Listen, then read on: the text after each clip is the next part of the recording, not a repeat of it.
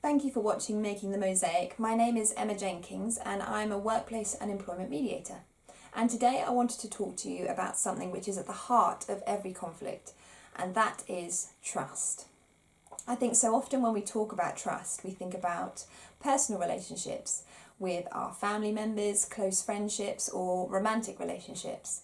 But actually, trust is at the foundation of every relationship that we have, including with the people that we work with. And we can underestimate the importance of having trust in our working relationships. But truly, if there is low trust in that relationship, it can have such a knock-on effect into so many areas of our working life. Just think, if there are two people who don't trust each other, they're not going to work very productively together, and that will have an impact on the rest of the workplace. If there is a difficulty between a manager and their staff member in terms of trust, then there will probably be some micromanaging going on, or the staff member is not going to respond well to feedback because they don't trust the other person. It's likely that people are going to try and avoid communicating with each other, and there's going to be misunderstandings going on. Also, when there is low trust, you start to grow suspicious of the other person, of their intentions being good. And it's likely that there will be some suspicions of them being gossiped about, that their reputation is being tarnished by the other person.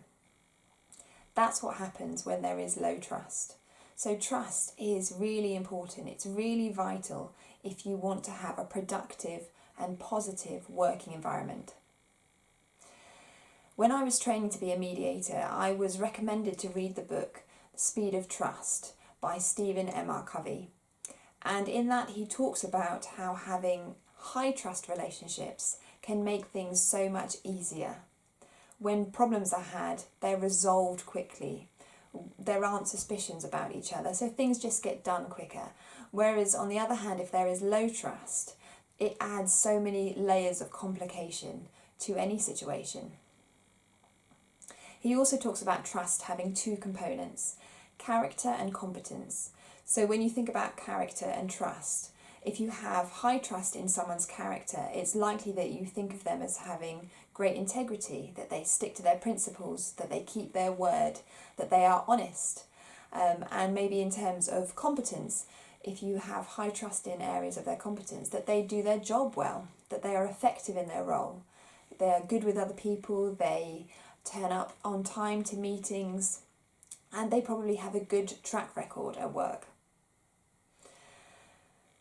And if there is low trust in any of those areas, then you can see how it can start to lead to conflict.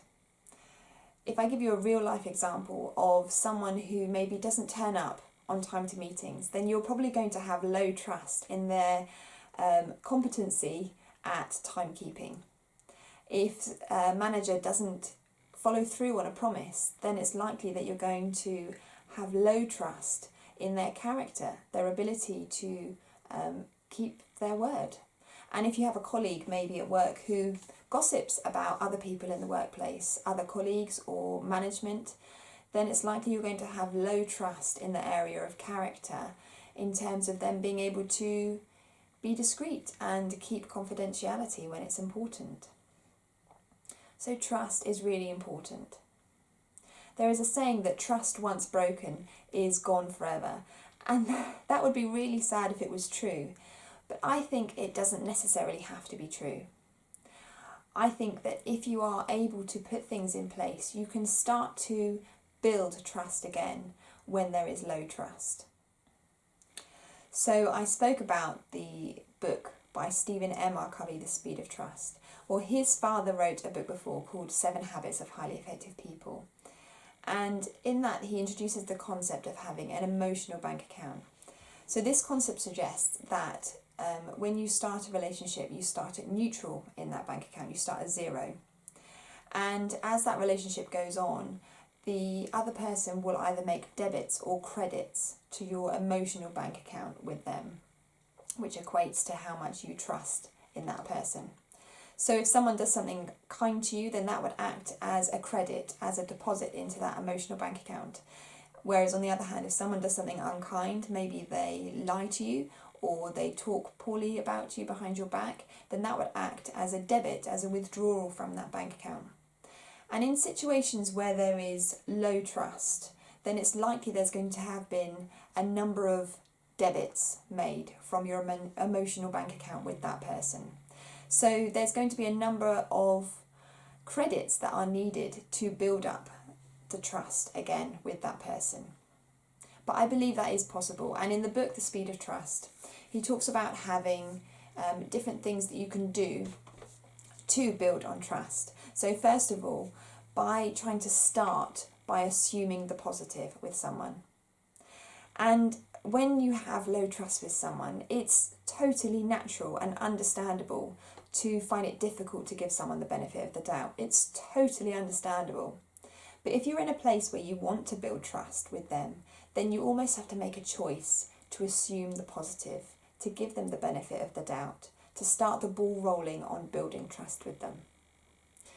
But because also, if there has been a situation where there maybe has been a long period of time where it's been difficult, there will be a transition period where you're going to need to relearn or unlearn patterns of behaviour, patterns of thought, and giving people grace during that time, the benefit of the doubt, can eventually lead to being able to fully trust in them. A second point is to be self-aware. You know, when you have a difficult relationship with someone, when there is low trust, then they are going to be suspicious of intentions.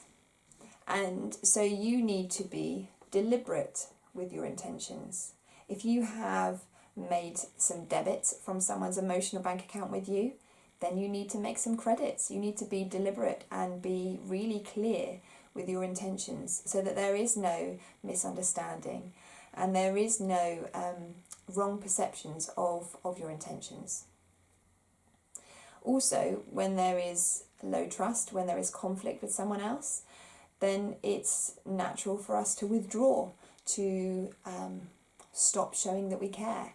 But if you show that you care about the other person, maybe by having small kindnesses, small tiny gestures that you do for them, that can make a really big difference in building trust. And that leads on to my other point about small gestures, because it's also really important to be consistent, and it's a lot easier to be consistent with small gestures.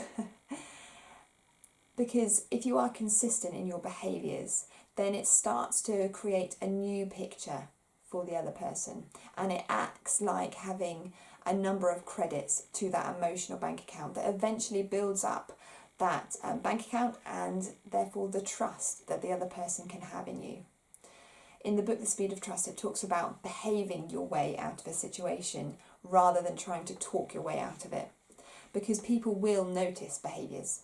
They notice that, and if you are able to behave consistently, privately and publicly, then that can make a huge difference to building trust with the other person. So trust is really important in the workplace and in our personal lives. And if there is low trust, then it can feel really difficult. It can feel like there is no way out of it, but there is a way to rebuild trust.